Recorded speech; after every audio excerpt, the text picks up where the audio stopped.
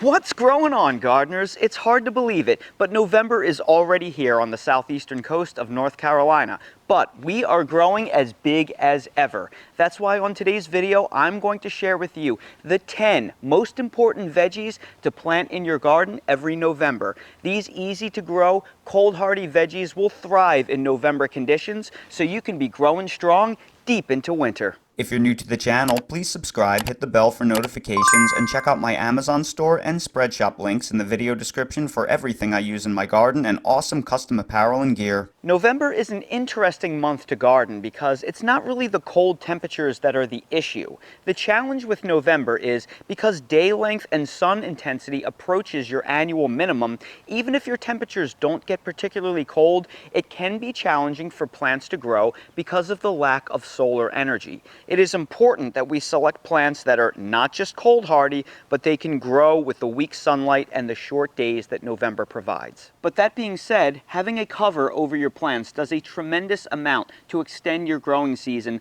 by keeping the hard frosts off of your cold hardy vegetables. So even if you think that your zone is too cold to grow things out in the open, you will be surprised with the amount of protection you get from a simple, cheap PVC hoop structure like this and a simple, cheap frost fabric like this. All I do is I build a PVC hoop house over my raised beds. I'll place a link above that will show you exactly how to do that. You can build your own in about 30 minutes with $40 to $50. It's a piece of cake. This is just 1/2-inch PVC electrical conduit from the electrical aisle at Lowe's. Then I get myself one of these cheap covers. They are breathable. They let in about 80% light transmission. You could leave these on for weeks or months at a time, and you will be able to extend your growing season on both sides of the year tremendously. So I strongly recommend you build something like this if you think that you have a climate that's too cold for these things to grow out in the open all winter long. Throughout the duration of this video, I'll be showing you several seed packets for varieties of these various vegetables that I'm currently growing.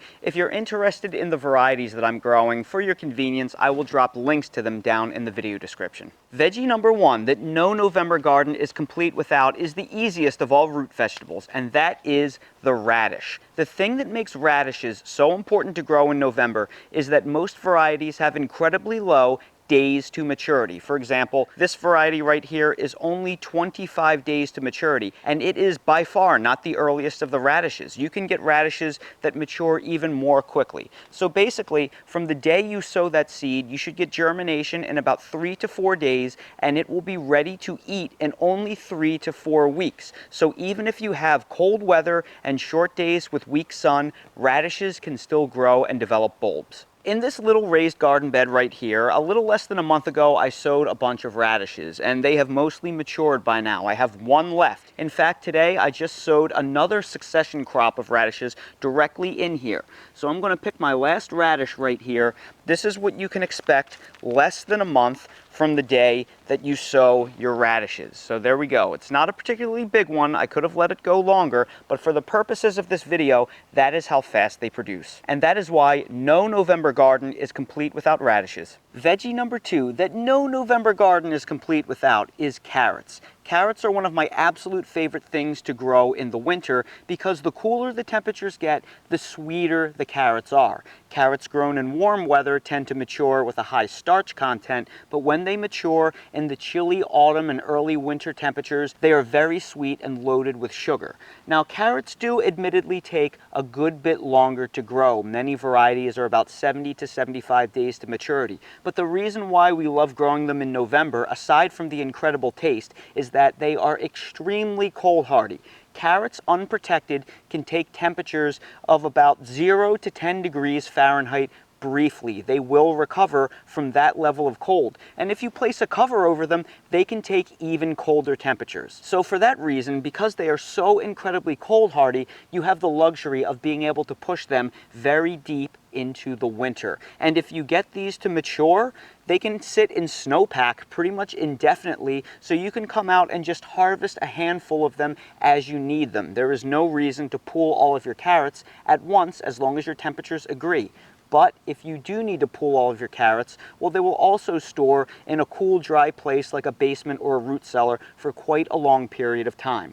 That is why you simply must grow carrots in November. Veggie number 3 that no November garden is complete without are your cold hardy red leaf lettuces. Now please don't confuse these with your big beautiful heads of romaine lettuce. They are actually a warm season lettuce, don't really like frost and freeze all that much, and they need long days with lots of solar energy to grow. Your red leaf lettuces are different. They are cold hardy and they can grow in weak sun. What you want to do is consult the seed packet, and you want days to maturity that are somewhere in the 20 to 45 day range. For example, right here we have varieties New Red Fire and Red Sails. They have days to maturity of 21 to 55 days and 20 to 45 days. And the reason why there is a range is it's whether you grow them as a cut and come again style or you let them head. So if you simply want to grow these as leaf lettuces in rows, you can harvest these as quickly as about 3 weeks after they germinate. If you want them to form larger heads,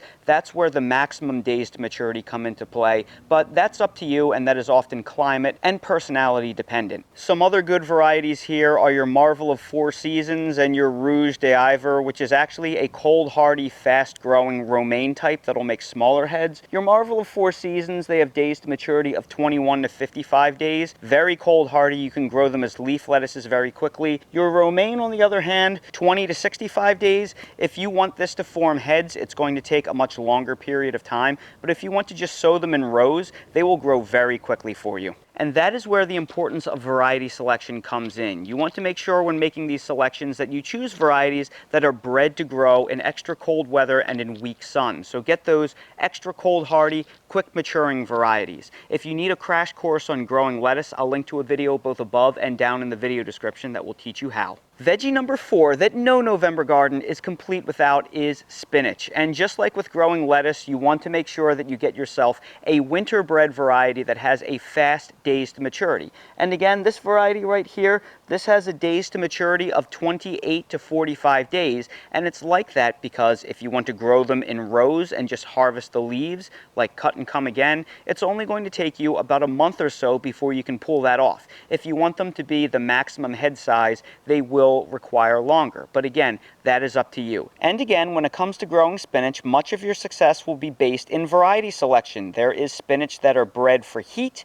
and there are spinaches that are bred for cold. So if you live in a cold climate, make sure you get yourself a variety that was bred specifically for cold. If you live in zone 8 or warmer, like I do, or maybe even zone 7, it probably won't matter what variety of spinach you grow because your climate's mild enough that any spinach will grow. But if you live in a chillier place, get yourself a winter bred spinach. Veggie number 5 that you must grow every November are bunching onions. And please do not confuse bunching onions with the bulbing onions from the grocery store. Your typical bulbing onions are sensitive to day length, and they need the long days of spring and summer in order to form adequate bulbs. But bunching onions are different. They don't really bulb. They're basically just a root, and they make the greenery. These are sold as spring onions or green onions in the grocery store. They are incredibly cold hardy, and you can get varieties that are hardy to 0 degrees Fahrenheit, maybe even colder, with a cover over them.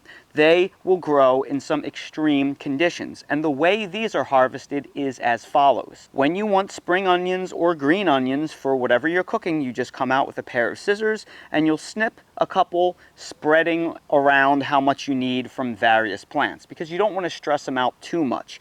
Then they will grow back. You'll give them a little bit of fish fertilizer or some blood meal or something high in nitrogen, and they will keep regenerating the greens throughout the entire winter and then into the spring and into the summer. These can produce for you for an entire year, maybe longer, because they are a biennial. So they have a lifespan of about a year and a half or so. So once you plant these, you can keep feeding off of them for a very long time. And like I said, they're one of the easiest to grow things. They require very little solar energy, very little fertilizer. Because they're a stinky, smelly onion, they basically have no pests, no diseases, really easy to grow. No winter garden is complete without them. Veggie number 6 that you must grow in November is arugula, also known as rocket.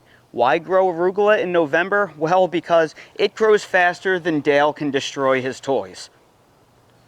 Out of everything that I've mentioned on this list so far, arugula is probably the fastest growing. From the day you sow these seeds in a trench, you will probably be harvesting them in only about 3 weeks. In fact, arugula grows so fast that the problem I have here in my climate is it bolts very easily. It doesn't do well with a lot of solar energy. So for me, I can only really grow arugula in December, January, and maybe early February. Once we get around the March time frame, the days become too long and it starts bolting on me. So for that reason, savor arugula season. If you've never had them before, they have like a lemony, peppery flavor, really delicious as an addition to salads and stir fries. So I recommend, if you want something super simple to grow, simply dig a little trench, seed it with some arugula directly, and then you'll probably be harvesting with a pair of scissors in only about 3 weeks. And you can grow them throughout the cool season. If you cut them with scissors, they will keep regenerating on you until it gets too warm.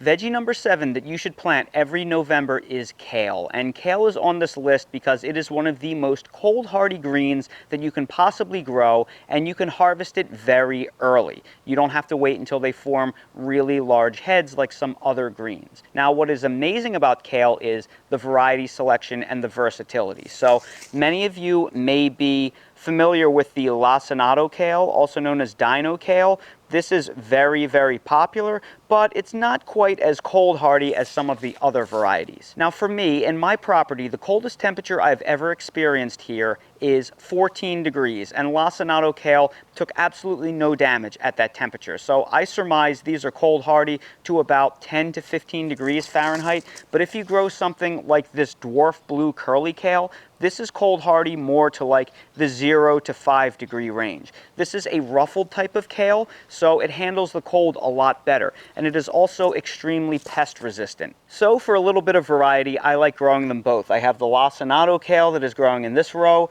and the dwarf blue curly kale that is growing in this row, and having them both in my arsenal is a great thing. And of course, if you cover these with row covers, you're talking about mature plants that could possibly survive below 0. But if you want the king of cold hardy kale, then the variety for you is the red Russian kale.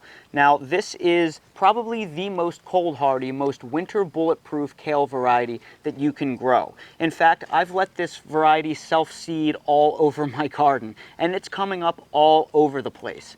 Hey Dale. Oh, you're interrupting my video, buddy.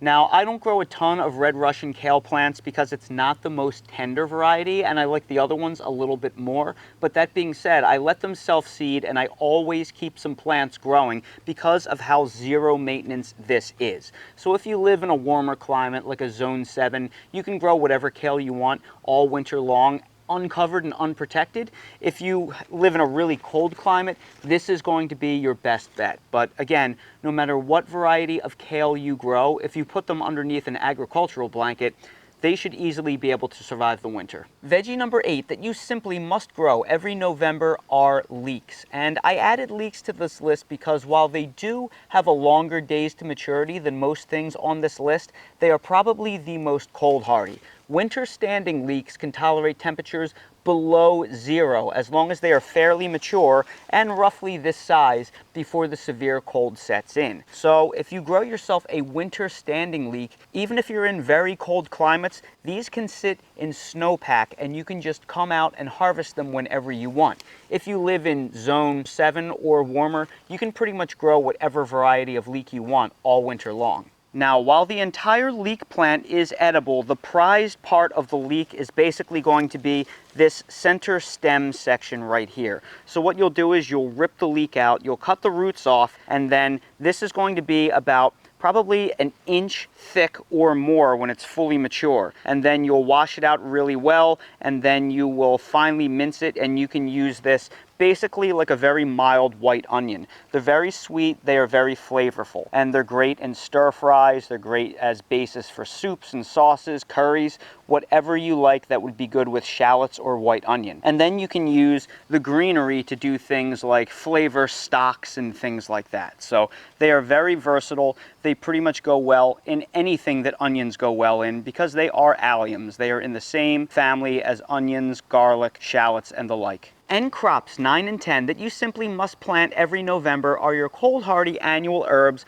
parsley and cilantro, also known as coriander. And while neither of these crops like it very warm, they both excel in the cold, with parsley taking temperatures down to 10 degrees Fahrenheit and cilantro taking temperatures all the way down to 0 degrees Fahrenheit. Here where I live in North Carolina, our summers are way too hot to grow parsley in the sun. So the way I've learned to plant this is strategically. I plant it in late summer in the shade underneath my deciduous fruit trees. These are fig trees, because they get protected by the shade and they don't bolt on me.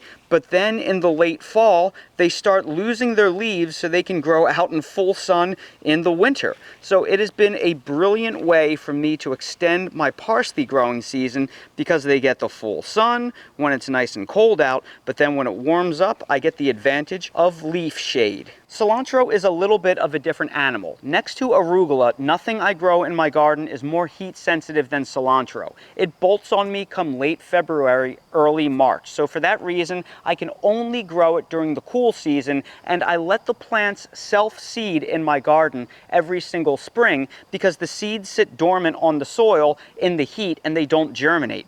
Then they will start germinating in the fall when things finally cool down. And when I see the cycle of self-seeding, that's when I know to plant my cilantro. And this strategy has worked brilliantly for me. You can see right here I have a random cilantro plant growing, so I know that it is now temperature appropriate to grow them. And then what I do is I like to dig them out if they're growing in an area that I don't want them to grow, and then I simply relocate them to an area I do want them to grow. So right here I actually have some self-seeded dill, and in between the two dill plants I put a volunteer cilantro plant, and you can see it's starting to take off. It's really enjoying the cold. In fact, everything here, it's self-seeded. Here is a self-seeded Tabasco pepper, dill, self-seeded cilantro, self-seeded dill, self-seeded dale, and another self-seeded volunteer pepper. So these are all free plants and a free dale. And that right there are what I believe to be the 10 most important veggies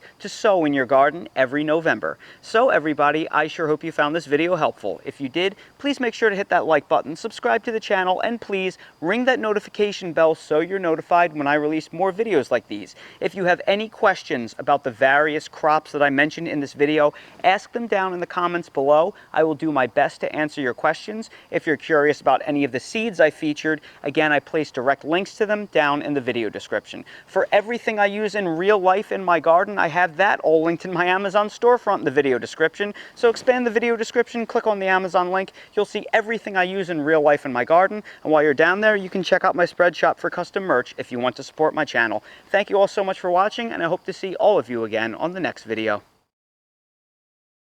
Boy, oh boy, Dale, is today a stunningly beautiful day. This is the first time we have been able to walk around the pond because of the plagues of mosquitoes that we've had for 2 months, right, buddy? We had a few nights in the upper 40s, low 50s, and that has knocked out the mosquito problem. And we are really enjoying our walk on this beautiful day. It's 71 degrees, crystal clear skies. Ooh, we are so happy that fall is here and we get to enjoy our walks in the nice, cool, bug-free weather again, right, buddy? You give those sniffs, buddy.